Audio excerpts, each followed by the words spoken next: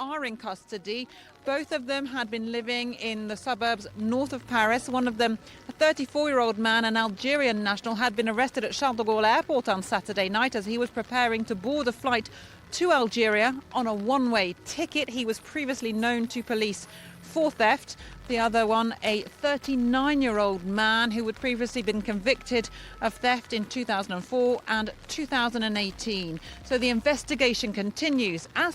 Bayangkan seekor bangau yang dicuri, harta karun sebesar $100 juta, dan pintu kaca Louvre yang terbuka lebar di siang hari. Sekarang tambahkan klip video baru yang baru saja viral di internet. Dalam episode ini, kita menarik tirai ke belakang untuk melihat kemajuan terbaru dalam kasus pencurian perhiasan di Paris yang membuat dunia terkejut. 2 dari 4 tersangka sekarang berada di balik jeruji, dan 1 orang ditangkap dalam aksi dramatis di pesawat yang meninggalkan Perancis. Tapi footage yang menyebabkan kehebohan tidak hanya sekedar ulangan kejahatan. Itu adalah sudut baru yang belum pernah dilihat sebelumnya yang bisa mengubah semua yang kita pikir kita ketahui. Bergabunglah dengan kita saat kita menganalisis klip, mewawancarai seorang spesialis kejahatan seni FBI yang sudah pensiun, dan menjelajahi apa yang ini berarti untuk penyelidikan, dan untuk masa depan keamanan museum. Siap-siap untuk menyelami misteri, otak di balik kejahatan, dan momen-momen yang membuat kejahatan ini menjadi berita utama lagi. Louvre selalu menjadi tempat suci pencapaian manusia, tempat di mana sapuan kuas Van Gogh, marmer Michelangelo, dan filigri raja abad ke-19 dipreservasi di balik kaca dan dijaga oleh sistem keamanan yang tampaknya semodern dengan karya-karya itu sendiri. Pada pagi Oktober yang cerah, tempat suci itu hancur tidak oleh badai atau api, tapi oleh tangan yang sengaja dan berani dari sekelompok pencuri yang melangkah melalui jendela lantai 2, menghancurkan kaca yang diperkuat, dan berjalan pergi dengan lebih dari $100 juta dalam perhiasan dalam waktu kurang dari 10 menit. Ini adalah pencurian yang tampaknya diambil langsung dari skenario Hollywood. Hanya kali ini, itu telah difilmkan dalam waktu nyata oleh pengunjung yang tak terhitung jumlahnya yang kamera mereka menangkap kekacauan, dan footage itu menjadi viral dalam beberapa jam, mengirimkan gelombang kejut ke dunia seni dan media global. Dalam hari-hari yang mengikuti, penindakan polisi telah cepat dan tanpa ampun. 2 dari 4 pria yang dituduh melakukan kejahatan itu ditangkap. 1 orang ditangkap di Bandara Charles de Gaulle, mencoba naik pesawat ke Aljazair dengan perhiasan curian yang disembunyikan dalam bagasinya. Yang lainnya ditangkap di pinggiran kota Paris, identitasnya hanya terungkap setelah penyelidik menemukan sidik jarinya pada helm, rompi, dan sarung tangan yang ditinggalkan di tempat kejadian. 2 tersangka yang masih bebas, telah menjadi fokus pencarian yang ditingkatkan yang melibatkan lebih dari 100 penyelidik di seluruh Paris, serta kantor pusat untuk melawan perdagangan properti budaya. Skala pencurian itu sangat mengagumkan. Perhiasan yang ditemukan dari Galeri Apollo Louvre tidak biasa. Mereka adalah tiara kerajaan, kalung berlian, dan anting yang dapat ditelusuri kembali ke pemerintahan Napoleon III dan raja-raja Eropa lainnya. Setiap potongan membawa sejarah, kerajinan, dan signifikansi budaya selama berabad-abad. Pencuri tidak hanya mengambil harta karun.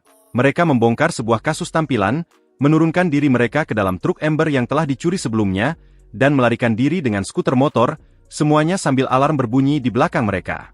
Direktur Louvre kemudian mengakui bahwa museum memiliki kekurangan serius dalam pengawasan eksternal, dan bahwa perbaikan keamanan yang dijadwalkan belum dilakukan. Namun, narasi polisi tidak hanya sebuah cerita tentang pencuri dan polisi.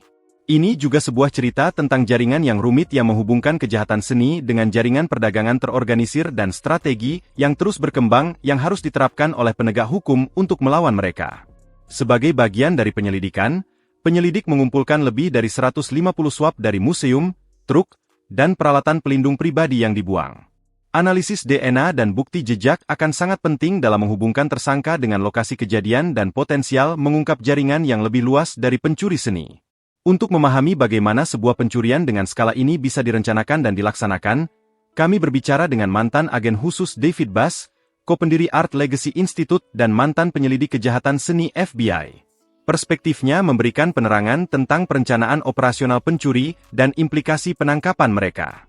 Apa reaksi pertama Anda ketika Anda mengetahui apa yang 4 tersangka bisa lakukan di Louvre? David D'Itania. Aku rasa reaksi pertamaku adalah kekecewaan. Jawabnya. Ketika Anda pikir Anda telah melihat yang terburuk yang bisa terjadi pada sebuah lembaga budaya, dan kemudian sekelompok orang hanya berjalan masuk, melanggar keamanan, dan berjalan keluar dengan artefak tak ternilai dalam waktu kurang dari 10 menit, itu mengejutkan. Ini terasa hampir seperti mimpi buruk, kecuali itu nyata, dan bagian-bagian itu tidak dapat digantikan. Ia melanjutkan untuk menjelaskan bahwa, dari perspektif forensik, tingkat perencanaan itu jelas. Pencuri harus memiliki akses ke truk Ember, yang bukanlah kendaraan sehari-hari di kota sebesar Paris. Mereka membutuhkan jendela dengan ketinggian yang cukup untuk memanjat, dan mereka harus merencanakan waktu sehingga alarm akan berbunyi, tetapi tidak membangunkan staf yang cukup untuk meminta bantuan segera. Ini bukanlah tindakan oportunis yang acak. Ini adalah operasi yang direncanakan yang mungkin melibatkan informasi dari dalam atau pengawasan. Kebrilian operasi, David berargumen, terletak pada keberanian mereka. Mereka memilih waktu ketika ada banyak pengunjung di galeri, tepatnya kebalikan dari pencurian yang mungkin dijadwalkan untuk lalu lintas yang rendah. Itu membuat operasi hampir teatrikal. Fakta bahwa mereka menghancurkan kasus tampilan, menurunkan diri mereka ke truk Ember yang dicuri, dan melarikan diri dengan skuter di tengah pagi yang sibuk, ini adalah pertunjukan kepercayaan diri, tetapi juga risiko. Jika Anda memiliki penjaga yang berada di langit-langit yang tinggi, Anda akan membutuhkan rencana untuk mengelabui mereka. Itulah mengapa aku pikir pengetahuan dari dalam adalah kunci. Mungkin salah satu dari mereka adalah mantan karyawan, atau seseorang yang telah diberitahu tentang cara menghindari kamera. David juga menyentuh implikasi dari 2 penangkapan untuk pemulihan potongan-potongan yang dicuri. Ketika Anda memulihkan satu tiara atau mahkota, nilainya masih tinggi, tetapi nilainya seringkali lebih rendah jika Anda menghilangkan batu permata. Anda dapat menjual berlian secara individual, mahkota dengan batu permata adalah lebih berharga sebagai satu kesatuan. Dalam kebanyakan kejahatan seni, para pencuri akan segera menyembunyikan barang-barang di suatu tempat. Mereka akan membawa mereka keluar dari negara, atau mereka akan menyimpannya di rumah aman, atau dalam beberapa kasus, mereka akan menjualnya kepada kolektor pribadi di pasar bawah tanah. 2 penangkapan adalah perkembangan yang luar biasa karena mereka meningkatkan kemungkinan pemulihan. Percakapan memasuki ranah spekulasi. Dalam episode sebelumnya dari On the Case, kami membahas setiap potongan, membahas bagaimana tiara, mahkota, dan bahkan artefak yang lebih besar dapat dibagi atau diubah untuk mengurangi nilainya, kata David. Bayangkan mahkota dengan filigri berlian. Anda dapat melepas berlian dan menjualnya, tetapi mahkota itu sendiri kehilangan beberapa nilai budayanya. Atau ambil kalung. Jika Anda memotongnya menjadi bagian-bagian, Anda tidak bisa hanya menunjukkannya di museum, tetapi Anda masih bisa menjual potongan-potongan. Hal yang sama berlaku untuk karya seni seperti Mona Lisa. Jika seseorang telah memotong lukisan menjadi 4 bagian, itu tidak lagi menjadi Mona Lisa, tetapi bagian-bagian masih bisa dipamerkan di galeri, dijual kepada kolektor, atau digunakan sebagai sampul untuk menyembunyikan palsu. Itulah mengapa otoritas sangat ingin memulihkan seluruh set potongan. Ia melanjutkan untuk menjelaskan bagaimana ia telah menangani kasus-kasus di mana barang-barang yang dicuri telah dijual kepada kolektor atau individu pribadi. Nilai suatu potongan tidak hanya bergantung pada nilai materialnya, tetapi juga pada provenance. Seorang kolektor mungkin membeli tiara yang dicuri, tanpa menyadari bahwa itu dicuri, tetapi kemudian provenance menjadi diketahui dan status hukum potongan berubah. Para pencuri sering mencoba menciptakan semacam legitimasi untuk artefak yang mereka ambil, menjualnya melalui pedagang seni, rumah lelang, atau bahkan dalam transaksi pribadi. Itulah mengapa sangat penting bagi penegak hukum untuk melacak tidak hanya tersangka langsung tetapi juga siapapun yang mungkin berurusan dengan barang-barang ini. Dalam kasus pencurian Louvre, penyelidik tidak hanya mencari perhiasan yang hilang tetapi juga untuk setiap perantara atau kontak yang mungkin telah memfasilitasi transfer. Dalam menjawab pertanyaan tentang apa langkah selanjutnya yang mungkin diambil oleh penyelidik, David menekankan pentingnya bukti DNA, analisis jejak, dan kerjasama dengan mitra internasional. Polisi telah mengumpulkan lebih dari 100 swab DNA dari lokasi kejadian, truk Ember, dan peralatan yang ditinggalkan. Itu, dikombinasikan dengan bukti jejak pada skuter motor, ban truk Ember, dan rekaman CCTV dari pengunjung, akan membantu membangun timeline dan menghubungkan tersangka ke lokasi. Kami berharap bahwa sekali para tersangka telah diproses secara menyeluruh, pihak berwenang akan memiliki gambaran yang lebih jelas tentang operasi dan jaringan yang lebih luas. So this was an ongoing investigation. We also know there are at least 2 more suspects still on the run. DNA samples from at least 4 people were found at the scene by the forensics team, who found more than 150 DNA samples in and around the Louvre at the site of that robbery. And the prosecutors aren't ruling out that Jika para pencuri dapat memindahkan barang-barang tersebut keluar dari Perancis, mereka mungkin masih berada di negara tersebut. Jika mereka sudah melarikan diri ke luar negeri, maka kerja sama internasional akan sangat penting. Footage viral dari pencurian Louvre menangkap lebih dari sekedar kejahatan. Itu menangkap narasi kerentanan dan ketabahan. Footage tersebut menunjukkan galeri dalam gerakan, turis terengah-engah, staf keamanan berlari-lari, kasus tampilan runtuh saat kalung perak dilengkapi, pengemudi truk ember menurunkan tangannya ke lantai, wajah para pencuri tersembunyi di balik visor saat mereka pergi. Klip tersebut merupakan peringatan yang menyedihkan bahwa bahkan institusi yang paling aman dapat ditembus ketika kewaspadaan menurun, dan itu menekankan urgensi dengan mana penegak hukum harus merespons. Respon terkoordinasi polisi Perancis, yang melibatkan beberapa badan, menekankan seriusnya dengan mana negara tersebut menangani kejahatan ini. Mereka meminta bantuan kantor pusat untuk melawan perdagangan properti budaya, sebuah unit khusus yang telah menangani kasus penyelundupan seni di seluruh dunia. Pekerjaan mereka melibatkan mengumpulkan bukti fisik, melakukan analisis DNA, dan menginterogasi tersangka selama periode pertanyaan maksimal 96 jam, sebuah prosedur yang dirancang untuk memicu pengakuan dan mengidentifikasi kaki tangan. Sementara itu, peran kantor pusat adalah untuk melacak rute penyelundupan yang mungkin dan memantau kegiatan pasar gelap yang dapat terkait dengan pencurian. Implikasinya bagi dunia seni sangat mendalam. Jika perhiasan tersebut memang ditemukan, Louvre dapat membangun kembali koleksinya. Jika tidak, potongan-potongan yang hilang akan menjadi simbol pertempuran berkelanjutan melawan pencurian seni, peringatan bahwa warisan budaya bangsa dapat hilang ke tangan kriminal. Dalam skenario apapun, cerita ini akan berfungsi sebagai cerita peringatan bagi museum di seluruh dunia, memicu penilaian ulang protokol keamanan dan fokus baru pada tindakan pencegahan seperti pengawasan eksternal, sistem alarm, dan penyaringan pengunjung. Pada akhirnya, pencurian Louvre berfungsi sebagai peringatan yang tajam tentang kerentanan warisan budaya kita dan kesaksian tentang pengejaran keadilan yang gigih. Ketika footage terus beredar, komunitas seni tetap waspada, polisi tetap waspada, dan cerita tentang perhiasan yang dicuri ini masih jauh dari selesai. Perhiasan yang menghilang dari aula yang berkilauan Louvre tidak hanya batu-batu berharga. Mereka adalah puncak dari berabad-abad kerajinan, sejarah, dan kebanggaan nasional. Ketika seorang pencuri membongkar sebuah potongan, nilai yang dulunya terletak pada kohesinya menurun secara dramatis. Pemotongan, pengkilapan, dan perakitan kembali memerlukan keterampilan yang hanya dimiliki oleh beberapa orang. Potongan-potongan pada batu-batu mulia ini dirancang untuk cahaya lilin, untuk menangkap cahaya lembut lampu daripada cahaya fluoresen yang keras dari LED modern.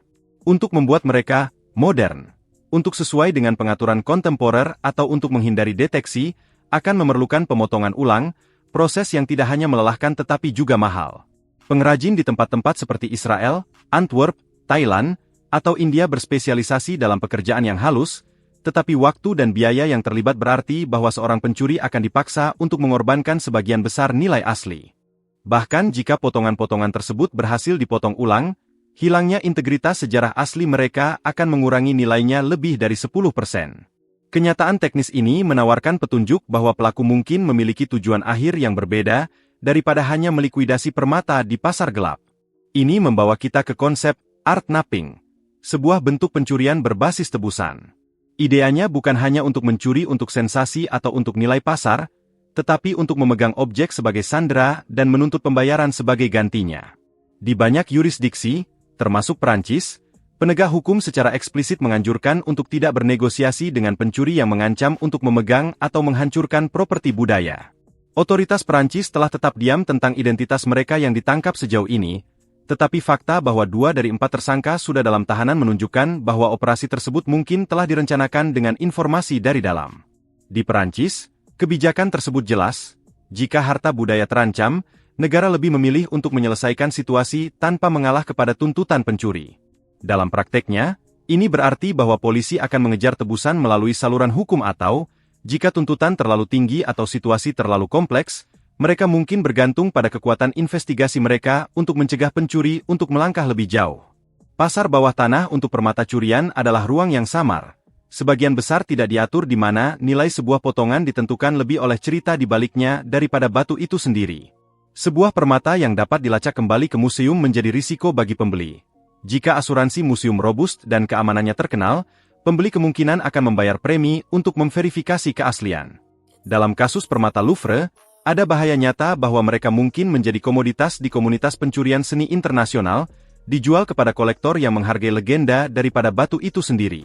Namun, penangkapan yang dilakukan sejauh ini, bersama dengan pengawasan publik yang telah mengikuti, kemungkinan telah menciptakan efek menakutkan pada calon pembeli.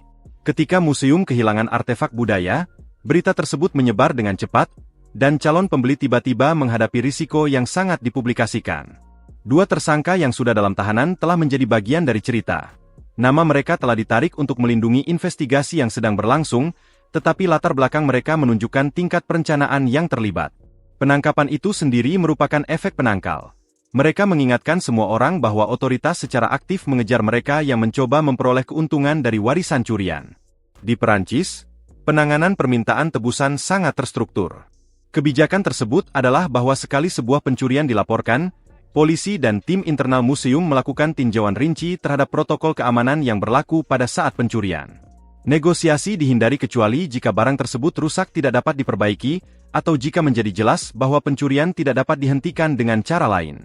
Bahkan kemudian, kebijakan Perancis biasanya menekankan pada pengejaran jalur hukum, penangkapan, penuntutan, dan pertanggungjawaban publik daripada negosiasi langsung. Penangkapan yang telah dilakukan sejauh ini telah menunjukkan bahwa otoritas telah bertindak secara tegas. Fakta bahwa museum itu sendiri secara terbuka mengakui kelemahan keamanan, mengakui bahwa para pencuri memanfaatkan titik buta yang sudah diketahui, adalah langkah yang jarang dan berani. Di banyak museum terkenal, administrasi akan enggan mengakui kegagalan keamanan, terutama ketika publik telah menyaksikan bangunan yang elegan dan mudah diakses dibobol. Tapi keterbukaan Louvre, dengan 30.000 pengunjung setiap hari, adalah pedang bermata dua yang tidak dapat diabaikan. Sejarah keamanan Louvre panjang dan nuansa. Ia telah secara konsisten mempertahankan kebutuhan untuk menjaga publik dalam kekaguman dengan keharusan untuk melindungi karya-karya tak ternilai. Lebih dari 30.000 orang berjalan melalui koridornya setiap hari, sebagai bukti peran museum sebagai lembaga yang hidup dan bernapas. Tapi keterbukaan itu sendiri menciptakan titik buta. Titik buta eksternal mungkin terletak di sepanjang koridor luar, di mana kru konstruksi memiliki cakupan pengawasan yang terbatas, atau di sepanjang fasad di mana penempatan kamera sulit. Pilihan waktu para pencuri, pukul 9.30 pagi, tepat setelah keramaian pagi, menunjukkan pengetahuan yang mendalam tentang celah-celah tersebut. Ketika museum dipadati kerumunan, petugas keamanan fokus pada mengarahkan pengunjung dan memelihara ketertiban di pintu masuk. Saat itu aktivitas yang tinggi, dengan sebagian besar penjaga konsentrasi pada pintu depan, meninggalkan area perifer under monitored. Para pencuri memanfaatkan kesempatan itu, menyusup ke dalam bangunan melalui titik yang kurang dijaga. Ketepatan waktu itu menunjukkan bahwa ada seseorang yang memiliki peta yang jelas tentang pertahanan museum. Seseorang yang tahu di mana kamera akan buta atau di mana perhatian penjaga keamanan akan teralihkan. Sementara gagasan bahwa ini adalah pekerjaan dalam masih spekulatif, bukti waktu, pengetahuan tentang titik buta, dan sikap tenang selama pencurian semua menunjukkan bahwa mungkin ada seorang kolaborator atau pengamat eksternal yang terinformasi dengan baik yang telah mempelajari keamanan museum secara rinci. Memang, teori pekerjaan dalam menemukan pijakan dalam kenyataan bahwa para pencuri tampaknya mengetahui tata letak keamanan museum, penempatan kamera, dan titik-titik yang paling rentan. Ketika museum sangat terbuka sehingga publik dapat berjalan-jalan dengan bebas, itu menciptakan celah-celah yang tidak dapat dihindari dalam cakupan. The Paris prosecutor said that the two men who were taken into custody on Saturday night have been up before a judge, and the charges they are looking at are robbery as part of an organized gang and being part of a criminal conspiracy.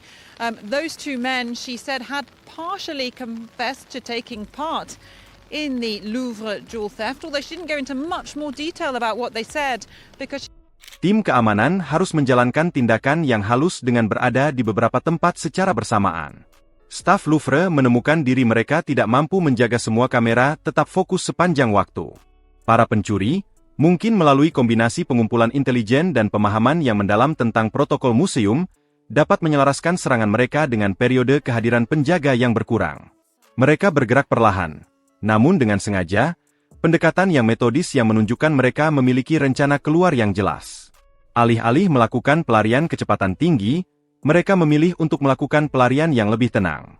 menggunakan skuter motor kota yang dapat dengan mudah bercampur dengan lalu lintas pagi.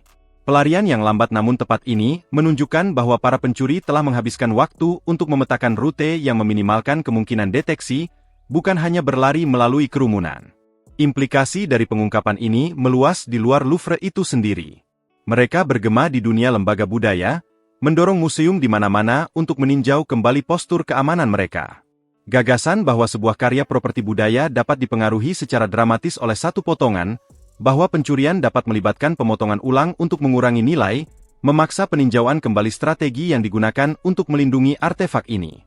Jika para pencuri melihat sebuah karya sebagai komoditas yang dapat dibuang, mereka akan kurang mungkin untuk mempertahankannya untuk tebusan. Respon museum: mengakui kegagalan keamanan, mengakui kelemahan dalam blind spots, dan berjanji untuk meninjau kembali pendekatan, adalah langkah menuju transparansi dan akuntabilitas yang lebih besar. Kejujuran ini bukanlah tanda ketidakmampuan, tetapi pengakuan keseimbangan yang kompleks antara keterbukaan dan keamanan. Kepemimpinan museum telah menunjukkan bahwa mereka akan melihat secara dekat apa yang berhasil dan apa yang tidak. Ada pertukaran yang jelas, aksesibilitas untuk publik versus lingkungan yang diperkuat. Dengan 30.000 pengunjung setiap hari, Louvre tidak dapat membiayai diri untuk mengunci diri di balik dinding baja. Sebaliknya, solusi terletak pada desain yang cerdas, keamanan yang berlapis, dan pemantauan terus-menerus yang tidak menghambat pengalaman pengunjung. Masa depan keamanan Louvre kemungkinan akan melibatkan kombinasi kemajuan fisik dan digital. Hambatan fisik seperti kasus tampilan yang diperkuat dan cakupan kamera yang lebih komprehensif akan dilengkapi dengan solusi digital seperti sensor gerak dan pemantauan waktu nyata. Museum kemungkinan akan berinvestasi pada teknologi baru yang dapat mendeteksi gerakan dalam area tampilan dengan akurasi yang lebih besar. Namun, dengan setiap kemajuan, anggaran dan personil yang diperlukan untuk mengelolanya meningkat. Otoritas Perancis selalu mempertahankan bahwa keamanan diambil serius. Mereka hanya menghadapi batasan praktis apa yang dapat dicapai dengan sumber daya yang tersedia. Staf museum, banyak di antaranya telah mengungkapkan kekecewaan atas pencurian, kemungkinan akan menjalani pelatihan yang ketat dan meninjau kembali prosedur mereka. Pelajaran yang dipelajari akan bergema keluar, mendorong lembaga lain untuk mengevaluasi kerentanan mereka sendiri. Setelah semua, tidak ada museum yang dapat sepenuhnya kebal terhadap pencurian. Tujuan adalah untuk mengurangi kemungkinan keberhasilan bagi para pencuri sambil mempertahankan kemampuan publik untuk berinteraksi dengan seni. Narasi yang mengelilingi perhiasan Louvre juga menimbulkan pertanyaan tentang jaringan kejahatan seni internasional dan ketahanannya. Bahkan jika para pencuri berhasil memotong kembali permata, menjualnya di pasar gelap akan dipenuhi dengan risiko. Sebuah karya yang telah dibongkar kurang mungkin menarik pembeli dengan harga tinggi karena telah kehilangan autentisitas historisnya. Selain itu, calon pembeli menyadari bahwa museum telah mengeluarkan peringatan formal. Keterkenalan pencurian dan perhatian media membuat setiap upaya untuk menjual perhiasan lebih mungkin menarik perhatian pihak penegak hukum. Dalam hal ini, penangkapan telah memiliki efek penangkal. Jika seorang pencuri tahu bahwa setiap upaya untuk menjual permata curian kemungkinan akan menghasilkan penangkapan atau penuntutan, perhitungan berubah. Potensi keuntungan ditimbang melawan risiko hukuman yang ditingkatkan. Kasus Louvre telah membuat jelas bahwa otoritas secara aktif menyelidiki dan kerjasama internasional sedang berlangsung. Ini menciptakan hambatan yang tangguh bagi siapa saja yang mempertimbangkan untuk membeli perhiasan. Penangkapan tidak hanya untuk mengambil mereka yang berada dalam tahanan, tetapi juga untuk menandakan bahwa seluruh operasi sedang dalam pengawasan yang ketat. Kehadiran seorang agen khusus FBI yang pensiun dalam proses penyelidikan menekankan keseriusan dengan mana otoritas menangani kasus ini. Fakta bahwa para tersangka ditangkap di Paris dalam waktu beberapa jam setelah pencurian menunjukkan kecepatan dan koordinasi respon. Dalam konteks yang lebih luas, pencurian menggambarkan kerapuhan warisan budaya di zaman modern. Perhiasan tidak hanya dihargai karena kilauannya, tetapi juga karena cerita yang mereka bawa. Setiap fasenya adalah benang naratif yang menjalin melalui berabad-abad sejarah. Ketika mereka dipisahkan, cerita-cerita itu diputus. Namun, cerita tidak berakhir dengan hilangnya mereka. Komitmen museum untuk pemulihan, transparansi, dan reformasi akan menentukan dampak jangka panjang. Pemulihan tidak hanya sekedar mengambil kembali permata, tetapi juga memulihkan narasi dan memastikan bahwa signifikansi budaya dipertahankan. Kesediaan museum untuk mengakui kegagalan keamanan dan belajar dari itu, menunjukkan pemahaman bahwa warisan budaya lebih dari sekedar koleksi benda. Itu adalah kesaksian hidup kreativitas manusia dan memori kolektif. Dampak budaya meluas jauh melampaui pemangku kepentingan langsung. Bagi pengunjung, pengalaman itu pahit manis, hilangnya tampilan yang berkilauan dirasakan bahkan jika museum masih hidup dan berkembang. Bagi orang Perancis, perhiasan melambangkan kebanggaan nasional dan tanggung jawab kolektif untuk melestarikan masa lalu yang dibagikan. Bagi masyarakat global, kasus ini adalah peringatan bahwa lembaga budaya harus terus beradaptasi dengan ancaman yang berkembang. Tanggapan Louvre mengakui kesenjangan, mengevaluasi teori pekerjaan dalam, dan meningkatkan langkah-langkah keamanan adalah bukti ketabahan museum di seluruh dunia. Ini menunjukkan bahwa bahkan ketika harta karun paling berharga dicuri, lembaga-lembaga tersebut tetap waspada dan proaktif. Pencuri, apakah bertindak sendiri atau dengan bantuan dari dalam, telah memberikan cerita peringatan. Waktu yang mereka pilih dengan hati-hati, memilih saat ketika fokus museum berada di tempat lain, dan penggunaan skuter motor untuk melarikan diri dengan tenang telah menunjukkan pemahaman yang mendalam tentang lingkungan kota dan protokol museum. Fakta bahwa mereka bergerak perlahan-lahan di dalam bangunan menunjukkan rute keluar yang telah dihitung dan dilatih sebelumnya. Tindakan ini menyoroti kesofistikasian pencuri seni modern. Namun, kecepatan respons polisi dan transparansi museum mengurangi sebagian dari kesofistikasian itu. Dalam analisis akhir, permata Louvre Akanither dipulihkan atau hilang selamanya. Proses pemulihan akan melibatkan tidak hanya mengambil kembali permata yang dicuri tetapi juga restorasi narasi dan signifikansi budaya yang dimiliki setiap permata. Reformasi museum dan peningkatan keamanan akan menetapkan preseden untuk lembaga-lembaga di seluruh dunia. Jelas bahwa keseimbangan antara keterbukaan dan keamanan adalah negosiasi yang hidup yang harus dilalui museum. Melalui pembelajaran dan adaptasi yang berkelanjutan, museum dapat terus melindungi warisan budaya sambil menjaganya tetap dapat diakses oleh semua. Kasus ini kemungkinan akan menetapkan standar baru untuk keamanan museum di seluruh dunia. Dengan kasus ini sebagai katalis untuk reformasi, lembaga-lembaga akan mengadopsi langkah-langkah komprehensif untuk melindungi karya-karya paling berharga mereka. Ini termasuk peningkatan alokasi anggaran, pelatihan staf, dan teknologi canggih. Kesediaan museum untuk berkolaborasi dengan penegak hukum internasional dan mengakui kerentanan mereka menunjukkan tingkat transparansi yang baru. Sementara pencurian akan selalu diingat sebagai peristiwa dengan profil tinggi, tanggapan museum menunjukkan bahwa warisan budaya tetap dilindungi dan lembaga-lembaga siap untuk mengatasi ancaman apapun. Ketabahan ini akan terus menginspirasi museum di seluruh dunia untuk memenuhi kewajiban mereka untuk melindungi sejarah budaya, tidak peduli tantangan apapun. Permata Louvre Akanither dipulihkan atau hilang selamanya, tetapi respons polisi yang cepat, pengakuan transparan museum tentang kesenjangan keamanan mereka, dan reformasi selanjutnya menunjukkan bahwa warisan budaya bukanlah koleksi objek statis, tetapi bukti hidup kreativitas manusia dan memori kolektif yang harus beradaptasi terus-menerus dengan ancaman yang berkembang, menginspirasi lembaga-lembaga di seluruh dunia untuk menyeimbangkan keterbukaan dengan perlindungan yang kuat dan berlapis. Sambil melestarikan cerita-cerita bersama yang mendefinisikan masa lalu kita.